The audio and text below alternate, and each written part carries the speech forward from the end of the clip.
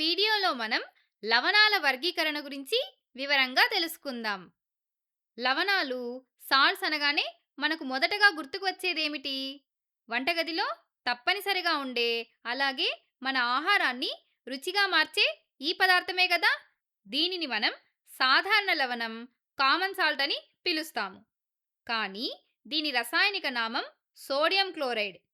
మీరు ఈ sodium chloride స్ఫటికాన్ని లోతుగా పరిశీలిస్తే అందులో సోడియం మరియు క్లోరైడ్ రేణువుల అందమైన అమరిక కనిపిస్తుంది. చూడండి, ఎంత అందంగా ఉంది కదా! మనం తినే ఆహార పదార్థాలు రుచిగా ఉండడానికి ఉప్పుని మనం వాడుతాం కదా! అయితే మన ఇంట్లో వాడే చాలా వరకు ఉప్పుని సముద్రపు నీటిని ఆవిరి చేయడం అంటే బాష్పీభవనం, ఎవాపరేషన్ ప్రక్రియ ద్వారా లేదా భూగర్భంలోని గనుల నుండి సేకరిస్తారు. అయితే మీకో విషయం తెలుసా? మనం వాడే ఈ ఉప్పును ప్రయోగశాలలో ఒక సాధారణ రసాయనిక చర్య ద్వారా కూడా తయారు చేసుకోవచ్చు. బహుశా మీకు ఈ చర్య గురించి ఇప్పటికే తెలిసి ఉండవచ్చు. దీనిని తటస్థీకరణ, న్యూట్రలైజేషన్ అని అంటారు. తటస్థీకరణ అనేది ఒక ఆమ్లం మరియు ఒక క్షారం పరస్పరం చర్య జరిపి లవణం మరియు నీటిని ఏర్పరిచే ప్రక్రియ.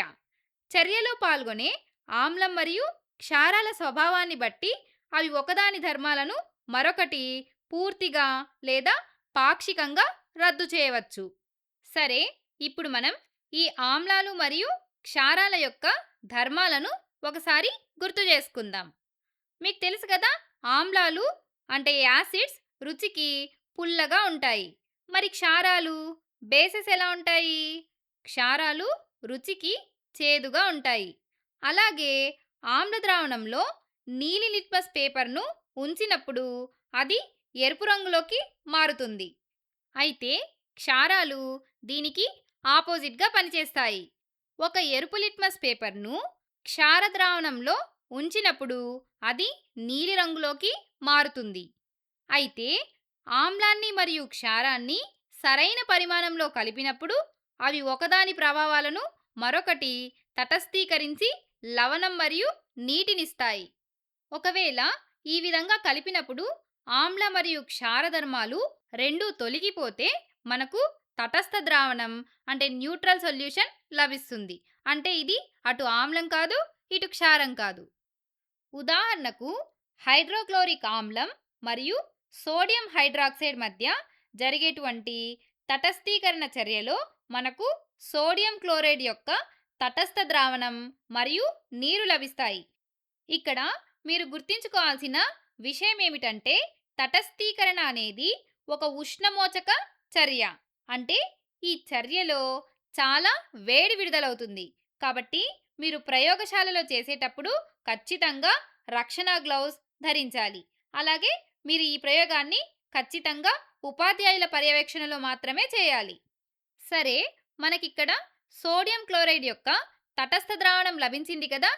కానీ అది నిజంగా తటస్థ ద్రావణమే అని మనకెలా తెలుస్తుంది? మీరు దీన్ని స్వయంగా పరీక్షించవచ్చు.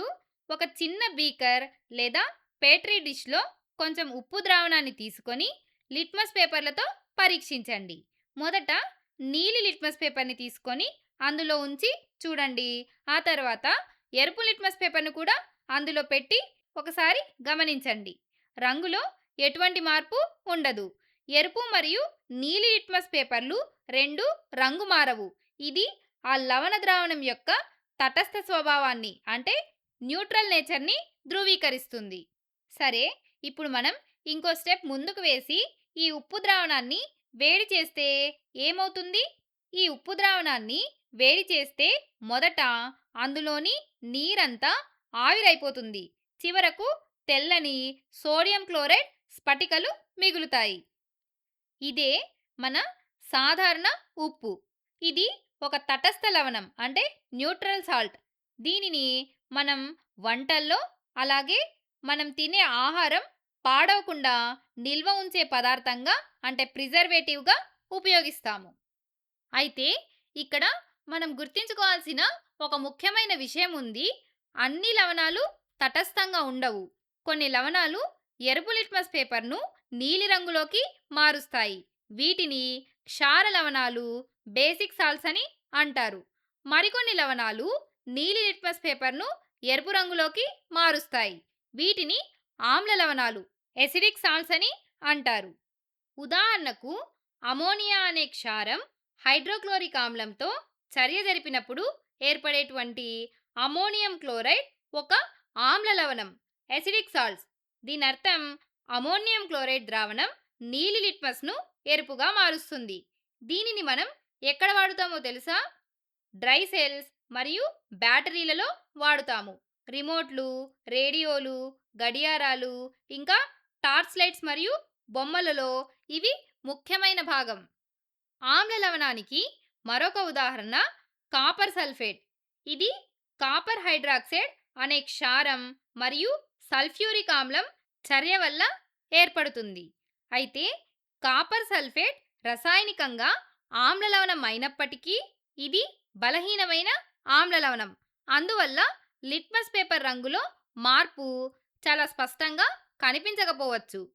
కాపర్ సల్ఫేట్ను మనం శిలీంద్రనాశినిగా అంటే ఫంగిసైడ్గా ఉపయోగిస్తాము. మొక్కలకు ఫంగల్ ఇన్ఫెక్షన్లు రాకుండా దీనిని వాటిపైన స్ప్రే చేస్తాము. ఇది మొక్కలకు రక్షణ కవచంలా పనిచేసి ఆకులు మరియు పండ్లకు ఫంగస్ సోకకుండా ఆపుతుంది. మనం ఇప్పటి వరకు తటస్థ మరియు ఆమ్ల లవణాల గురించి మాట్లాడుకున్నాం కదా. మరి క్షార లవణాలు బేసిక్ సాల్ట్ సంగతి ఏంటి? క్షార లవణ ద్రావణాలు ఎరుపు లిట్మస్ను నీలి రంగులోకి మారుస్తాయి. మనం నిత్య జీవితంలో వాడే సాధారణ క్షార లవణం సోడియం కార్బోనేట్. దీనిని మనం ఎక్కడ వాడుతామో తెలుసా? మనం వాడే డిటర్జెంట్లలో. సోడియం కార్బోనేట్ను వాషింగ్ సోడా అని కూడా అంటారు. బట్టల మీద మొండి మరకలను తొలగించడానికి దీనిని వాడతారు. ఇది సోడియం హైడ్రాక్సైడ్ క్షారం మరియు కార్బోనిక్ ఆమ్లం మధ్య చర్య వల్ల ఏర్పడుతుంది. మరొక క్షార లవణం బేకింగ్ సోడా లేదా సోడియం హైడ్రోజన్ కార్బోనేట్. దీని పేరులోనే ఉన్నట్లుగా దీనిని బేకరీలలో మరియు మిఠాయిల తయారీలలో అంటే కేకులు, కుకీలు మెత్తగా రావడానికి వాడతారు. అయితే ఇక్కడ ఒక ఆసక్తికరమైన విషయం ఏమిటంటే బేకింగ్ సోడా మరియు వాషింగ్ సోడా రెండూ కూడా ఒకే రకమైన ఆమ్లం మరియు క్షారం నుండి తయారవుతాయి. ఒకే రకమైన పదార్థాల నుండి వేర్వేరు లవణాలు ఎలా వస్తాయని మీకు సందేహం రావచ్చు. అది ఆ చర్య ఎంతవరకు పూర్తయింది అనే దానిపై ఆధారపడి ఉంటుంది. పాక్షిక తటస్థీకరణ అంటే పార్షియల్ న్యూట్రలైజేషన్ జరిగితే బేకింగ్ సోడా, పూర్తి తటస్థీకరణ అంటే కంప్లీట్ న్యూట్రలైజేషన్ జరిగితే వాషింగ్ సోడా ఏర్పడతాయి. వీటి గురించి మీరు ముందు ముందు వీడియోల్లో ఇంకా బాగా నేర్చుకుంటారు. ఈ వీడియోలో మనం ఏ ఏ విషయాలు నేర్చుకున్నామో ఒకసారి గుర్తు చేసుకుందాం. ఆమ్లాలు మరియు క్షారాల మధ్య జరిగేటువంటి తటస్థీకరణ చర్య ద్వారా లవణాలు మరియు నీరు తయారవుతాయి. చర్యలో పాల్గొనే ఆమ్ల, క్షారాల స్వభావాన్ని బట్టి లవణాలను ఆమ్ల, క్షార మరియు తటస్థ లవణాలుగా వర్గీకరించవచ్చు. ఆమ్ల లవణాలకు ఉదాహరణ అమోనియం క్లోరైడ్, కాపర్ సల్ఫేట్. క్షార లవణాలకు ఉదాహరణ వాషింగ్ సోడా మరియు బేకింగ్ సోడా. అలాగే తటస్థ లవణాలకు ఉదాహరణ సాధారణ ఉప్పు.